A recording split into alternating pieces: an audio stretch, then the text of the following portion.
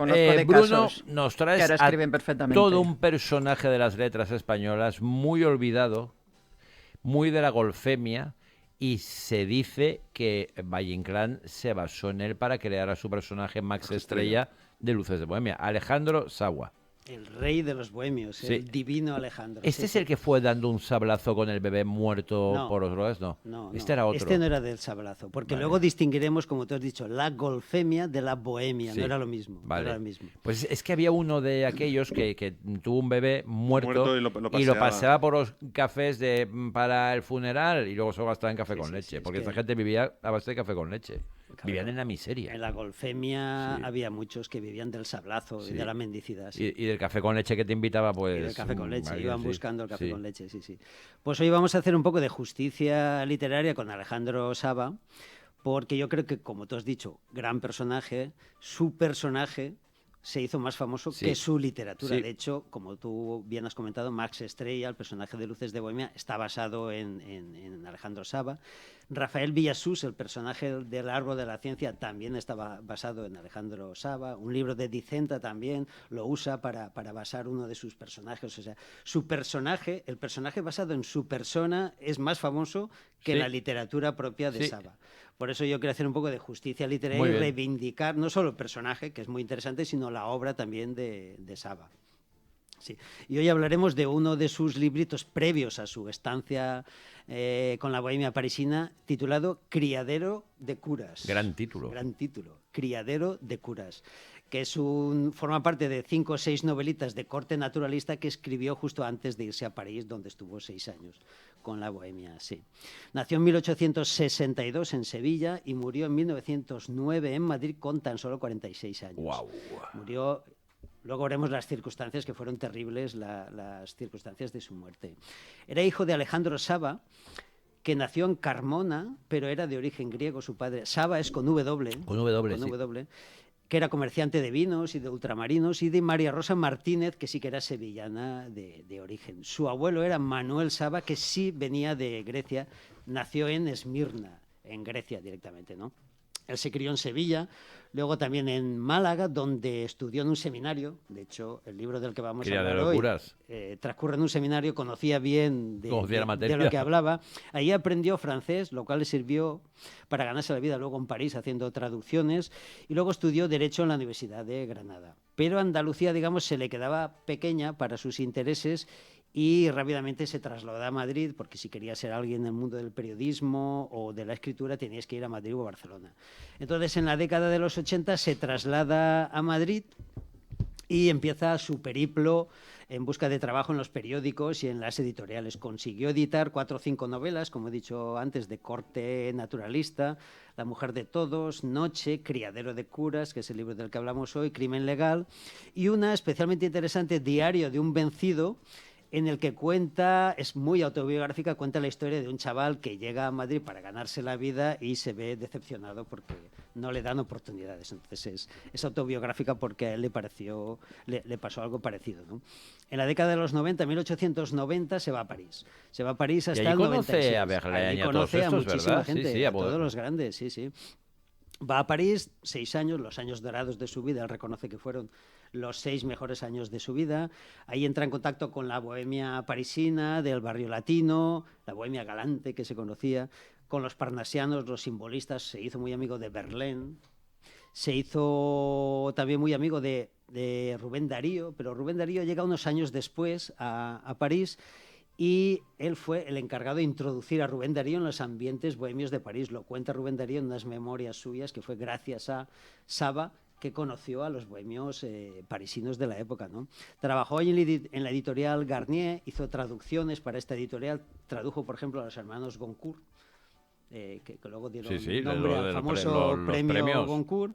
Sí, y conoció también, fundamental en su vida, conoció a Jean Poirier, que fue su mujer. Conoció a una chica bretona allí, se enamoró de ella, se casó luego y tuvo una hija, Elena, con esta mujer que lo acompañó hasta la muerte, ¿no? Por tanto, una época fundamental de su vida. en la que, digamos, ganó cierta fama en París. En algunas revistas parisinas de la época, la Chat Noir, por ejemplo, se le citaba, se le reconocía por sus escritos, por sus traducciones, y él pensó que con esa fama bien ganada en Francia, en Madrid se le abrirían todas las puertas. Entonces, en el 96 vuelve a París creyendo que iba a triunfar, vuelve a Madrid creyendo que iba a triunfar, y no ocurre así. No se le abren las puertas, no le dan trabajo.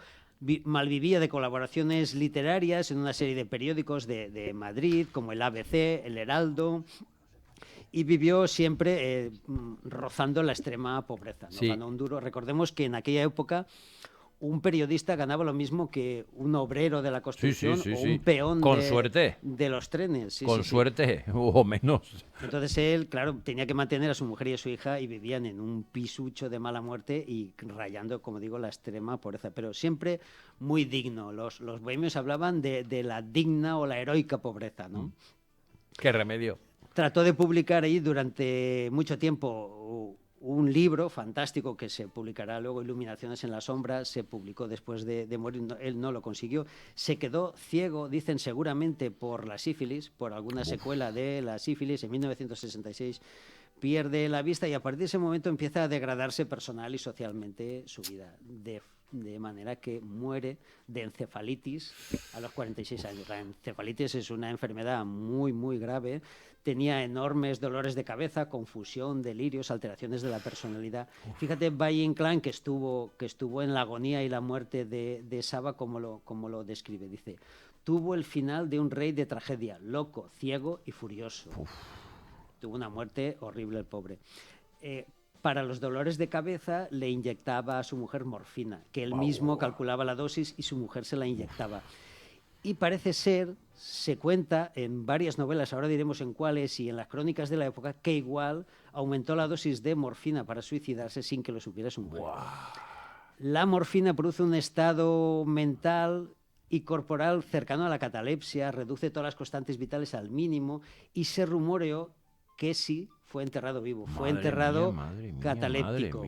Eso lo cuentan las crónicas. O sea, tuvo 4 velatorios, uno real y 3 de ficción. Un velatorio real al que asistieron, por ejemplo, Valle Inclán asistió, y 3 velatorios ficcionados. Uno, el del Árbol de la Ciencia de Baroja, ahí describe el velatorio de Saba.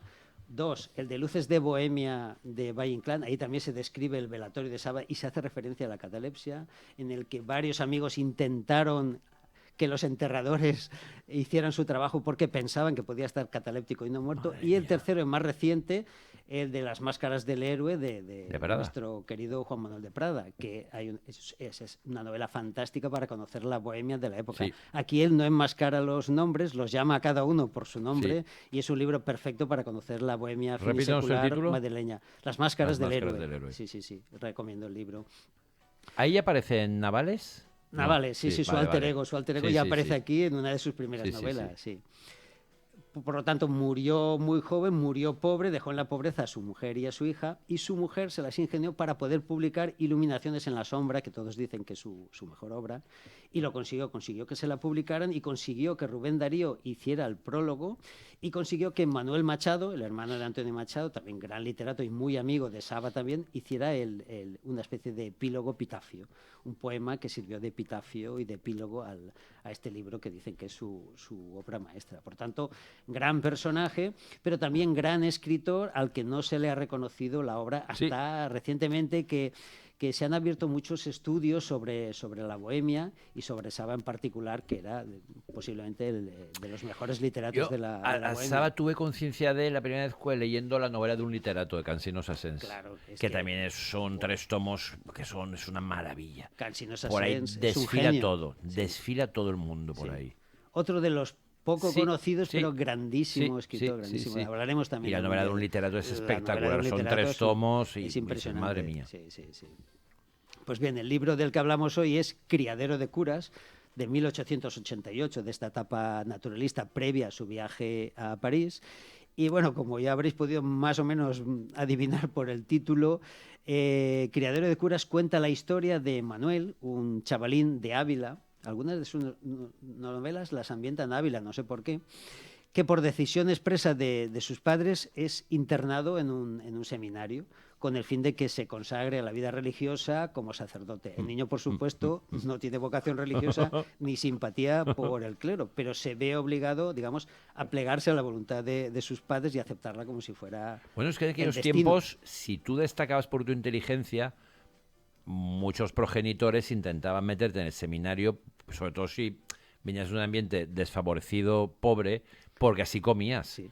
O en la milicia. Claro, sí, pues, rojo y negro. Rojo y negro. Las dos carreras para dedicarte era o la milicia o la vía curil. Sí. Pero ni siquiera pero cantidad de padres metían, bueno, hasta no hace tanto tiempo, ¿eh? No, pero yo te iba a decir, Claro. un amigo mío íntimo, que tiene mi edad, su padre es de un pueblo de Cuenca y es guardia civil, y yo le pregunté, oye, y claro, porque es una profesión, pues es jorobada, ¿eh? Tienes que ver, hablaba un poco de accidentes de carretera, tal, Claro, digo, claro. ¿por qué se fue guardia civil? Dice, porque donde nació Claro, o era cura claro, o guardia civil, no claro, tenía otra sí, opción. efectivamente, sí, sí. Y se Sí, sí. decantó Pues por la guardia civil. imagínate, o más en esta época. Claro, allí en este seminario sufre una serie de padecimientos a manos de los clérigos profesores que, digamos, que desencadenan el trágico final. No diré cuál es. Es una novela breve, en 90 páginas apenas, y está publicado por la editorial Amarillo, que está haciendo un esfuerzo por reeditar grandes escritores olvidados, y entre ellos Saba, y ya lleva editados varios libros de Saba. Un reconocimiento también a las pequeñas editoriales. Sí, señor. O a esta otra editorial, 27 letras, que te acabo de enseñar, el libro Sí, de sí. Crónicas de la Bohemia. Ese no lo de tengo, Alejandro voy Saba, a es conseguirlo, fantástico. voy a conseguirlo. 500 páginas de crónicas madrileñas de Saba, fantástico, porque era un cronista brutal también, Saba. Sí. ¿Cuál es el estilo literario? Como he comentado antes, es el estilo de esta novela es el estilo naturalista.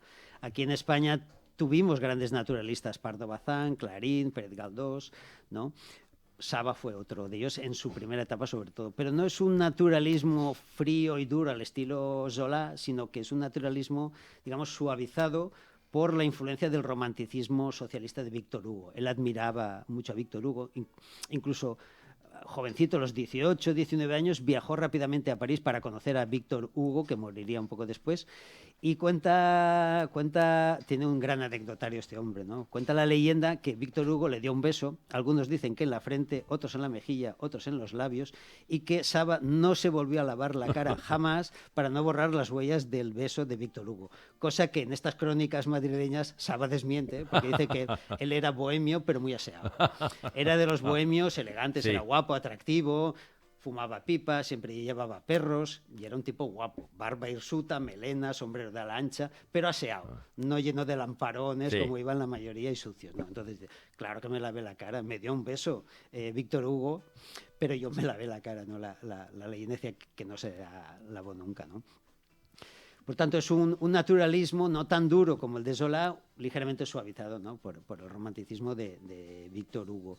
Pero sí que ves en su obra las características típicas del naturalismo, ¿no? Cientificismo, determinismo, anticlericalismo. En esta el anticlericalismo es claro, y el determinismo también. Él decía, naces en una familia pudiente que te destina a cura, estás determinado impepinablemente a ser cura, no puedes hacer nada, tu destino es ese, ¿no? Esa es otra de las señas de identidad del naturalismo. ¿Y qué temas podemos recoger tras la lectura de este libro, ¿no? El anticlericalismo feroz, ¿no? Él retrata al clero como cruel, ambicioso, insensible, vengativo, enemigo de la vida, ¿no? Y que retrata a los seminarios como instituciones parejas a las cárceles o a los cuarteles, ¿no? En los que la Iglesia impedía la compasión y la amistad entre los seres humanos. Él despotrica, y él lo conocía porque él estudió en un seminario de Málaga, sin vocación religiosa, pero en los seminarios estudiaban todo tipo de chavales. Claro. También. Era una institución privada, educativa, como cualquier otra, ¿no? Y en definitiva, ¿qué sería el libro también? Pues un alegato en favor de la libertad y de la independencia del ser humano a la hora de tomar decisiones fundamentales, y un alegato en favor, antes hablábamos del método Montessori, de la educación respetuosa y humana con los niños, ¿no? Y para acabar, una reflexión. Propongo una reflexión. Venga. Porque la gente no entiende muy bien, cuando se habla de bohemia, qué es exactamente la bohemia, claro. Tú has hablado de golfemia, la gente tiende a confundir la Sí. bohemia con la golfemia. La bohemia, yo diría que es golfemia me parece una palabra tan chula. Es fantástica. Golfemia. Es fantástica, pero ahí hay un punto de distinción.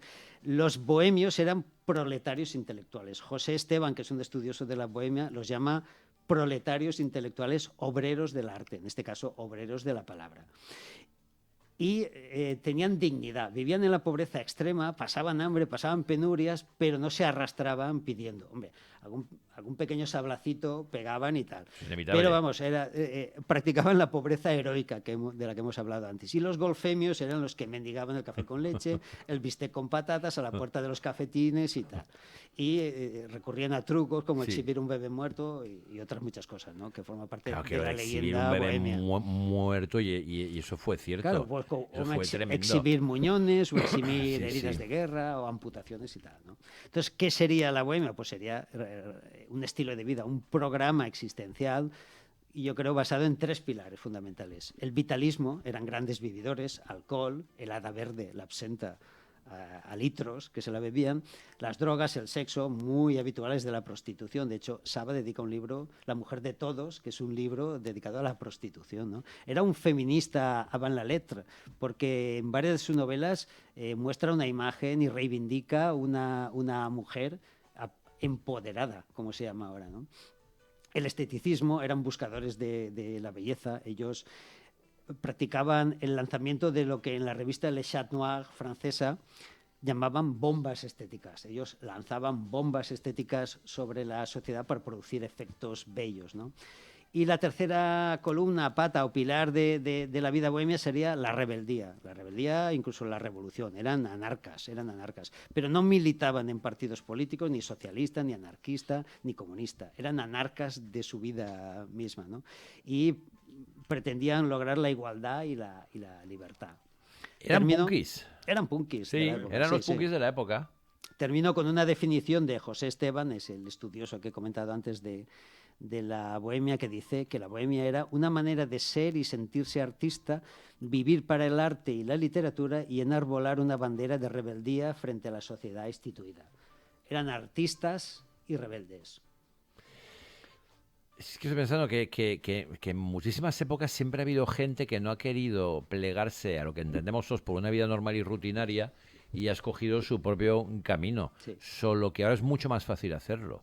Esta gente, o los de otros siglos, lo tenían muchísimo más complicado y difícil. Porque ser bohemio en esos años no era nada fácil. No, era acostumbrarte a convivir con la mugre, el hambre y la precariedad. Y la golfemia ya ni te cuento. Y la golfemia ni te cuento. Sí. Pues Bruno Montano, ¿tenemos a Silvia? Sí, nos remata Silvia con una frasecita extraída de este mismo libro, de Criadero de curas. A los 10 años todavía se puede amar a Dios hasta el punto de encenderle luces sobre los altares. A los 14 el culto a la divinidad comienza a debilitarse para dar plaza al culto de la naturaleza. Y más adelante, oh sí, las páginas de un libro, una botella de buen vino y el regazo tibio de una mujer hermosa, o que nos lo parezca, atraen siempre más, con mayor energía, a la criatura humana que esos otros amores fríos con la divinidad, fríos hasta el punto de dar apariencia de hombres helados a los seres que se le consagran. ¿Qué te parece, Ramón? Las páginas de un libro, una buena botella de vino y el regazo tibio de una mujer hermosa. ¿Qué más se puede pedir? ¿Puede competir Dios con eso? No. No se puede pedir nada más, Bruno. Oye, qué bonito recuperar a Alejandro Saba. Saba con W, le decimos. Exacto. Y menuda vida, tío, a los 46 y cómo muere. A los 46. Madre mía, madre mía. Pero es que a los 17, no a los 17 ya estaba viajando a París a conocer a Víctor Hugo. O sea, es un tipo con arrestos también. Desde luego. Bruno Montano, muchísimas gracias.